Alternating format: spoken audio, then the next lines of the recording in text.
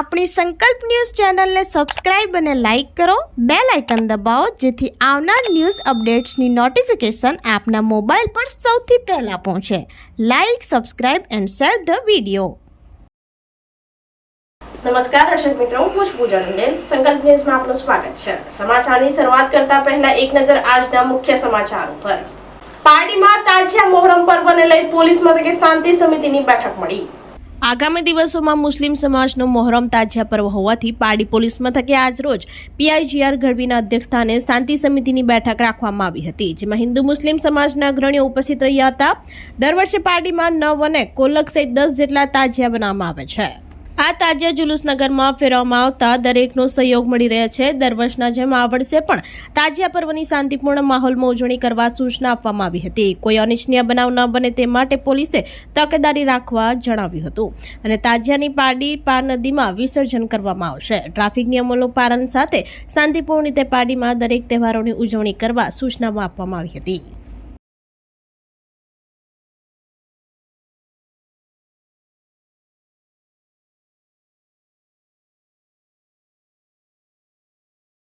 ઉમરગામના સંજા railway અંડરપાસમાં વરસાદી પાણી ભરાઈ જતા ભ્રષ્ટાચારની બૂમ. લોકોની સુવિધા માટે અંડરપાસ સબવે પાણીમાં જતા જીવના જોખમે રેલવે ટ્રેક ઓળંગવા લોકો મજબૂર.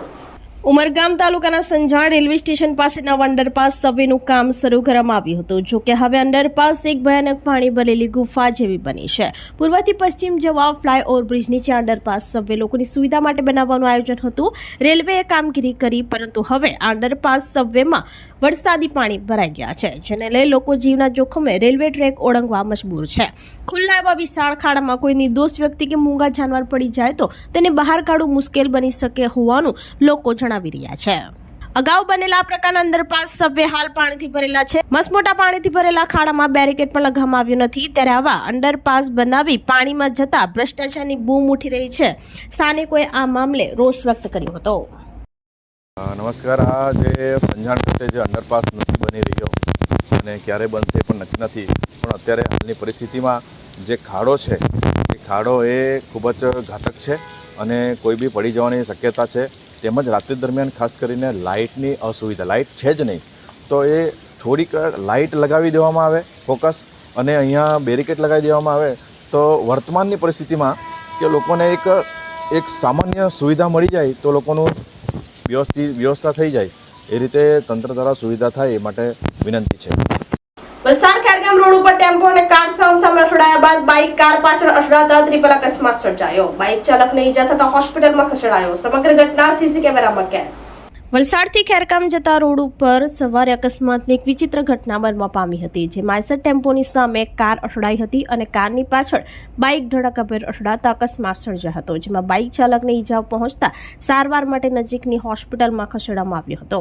આ ટ્રિપલ અકસ્માત અંગેની ઘટના સ્થળેથી મળતી માહિતી મુજબ વલસાડથી ખેરગામને જોડતા માર્ગ ઉપર આવેલા ગોળઈ ફાટક નજીક સવારના સુમારે આઈસર ટેમ્પો નંબર GJ15XX9960 પૂરપાટ ઝડપે આવી રહ્યો હતો અને તે સમયે એક વેગનાર કાર નંબર GJ15CK 2942 પણ સામેની તરફથી પૂરપાટ ઝડપે આવી રહી હતી, જેમાં આઈસર ટેમ્પો અને વેગનાર કાર સામે અથડાતા ધડાકાભેર અકસ્માત સર્જાયો હતો અને વેગનાર કાર પાછળ બાઇક નંબર GJ15DS8647 અથડાતા 3 વાહનો વચ્ચે અકસ્માત થયો હતો, જેમાં બાઇક ચાલક અને કાર ચાલકને ઈજાઓ પહોંચી હતી. તેમને સારવાર માટે હોસ્પિટલમાં ખસેડાયા હતા.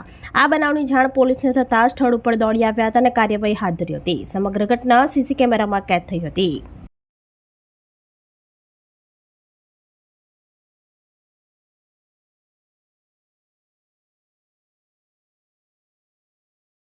કપરાડામાં મેઘમહેર થતા પહાડી વિસ્તારનો સહ્યાદ્રીની હાડમાળાનો નયનરમ્ય નજારો. નાનાપોંડા નેશનલ હાઈવેના આજુબાજુ હરિયાળી છવાઈ જતા પ્રકૃતિ 16 કળાએ ખીલી ઉઠી. ચેરાપુંજી ગણાતું કપરાડા તાલુકામાં મેઘમહેર થતા કુદરતી વાતાવરણનો મનમોહક નજારો જોવા મળ્યો હતો. કપરાડાના ડુંગરાળ વિસ્તારમાં પ્રકૃતિ 16 કળાએ ખીલી ઉઠી હતી. ગુજરાત મહારાષ્ટ્રની બોર્ડર ઉપરના પહાડી વિસ્તારનો અદ્ભુત નજારો સામે આવ્યો છે. ગુજરાતના છેલ્લા ગામ હુંડા ગામ અને આસપાસના આકાશી દ્રશ્યોએ મન મોહી લીધું હતું. હુંડા ગામ અને સહ્યાદ્રીની હાડમાળાનો નયનરમ્ય નજારો ડ્રોનમાં કેમેરામાં કેદ થયા હતા. સહ્યાદ્રીની ગોદમાં વસેલા ગામો અને આસપાસના વિસ્તારમાં લીલીછમ ઓધણી બિછા ઉઠાવી હોય તેવા દ્રશ્યોને જોવા પર્યટક પ્રેમીઓ આવે છે. નાના પોંડાથી નાસિક સુધી નેશનલ હાઈવે આજુબાજુ હરિયાળી છવાઈ જતા આંખોને ઠંડક આપે તેવા નયનરમ્ય કુદરતી નજારો જોવા મળ્યો હતો.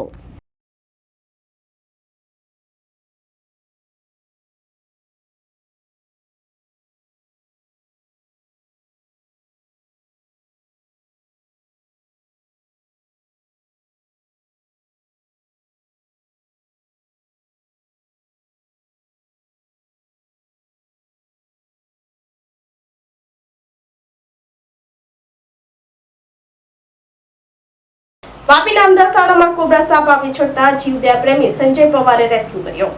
વાપી નામદા પ્રાથમિક શાળામાં ઝેરી કોબ્રા સાપ આવી ચડતા અફરાતફરી મચી ગઈ હતી. આ અંગે શાળાએ વાપી જીવદયા પ્રેમી સંજય પવારને જાણ કરતા તેઓ તાત્કાલિક શાળા ખાતે આવી ગયા હતા અને સાવચેતીથી કોબ્રા સાપનું રેસ્ક્યુ કર્યું હતું. સાપને જોવા શિક્ષકો અને વિદ્યાર્થીઓના ટોળા ઉમટ્યા હતા. જ્યારે સાપને સુરક્ષિત રીતે પકડી પાડ્યા બાદ વન વિભાગને જાણ કરવાની તજવીજ હાથ ધરી હતી. શાળાના આચાર્ય અને શિક્ષકોએ જીવદયા પ્રેમી સંજય પવારનો આભાર વ્યક્ત કર્યો હતો. ત્યારે અત્યારે વરસાદની સિઝનમાં દરોની અંદર પાણી ભરાઈ જવાને કારણે સાપો બહાર નીકળી આવતા હોય છે, માટે સંજય પવારે લોકોને સાવચેતી રાખવા જણાવ્યું હતું.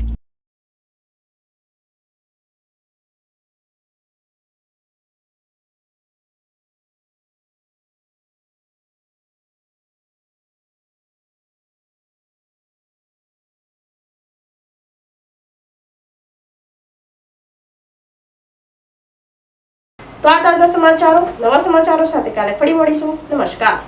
આપણી સંકલ્પ ન્યૂઝ ચેનલને સબસ્ક્રાઇબ અને લાઇક કરો, બેલ આઇકન દબાવો જેથી આવનાર ન્યૂઝ અપડેટ્સની નોટિફિકેશન આપના મોબાઈલ પર સૌથી પહેલા પહોંચે.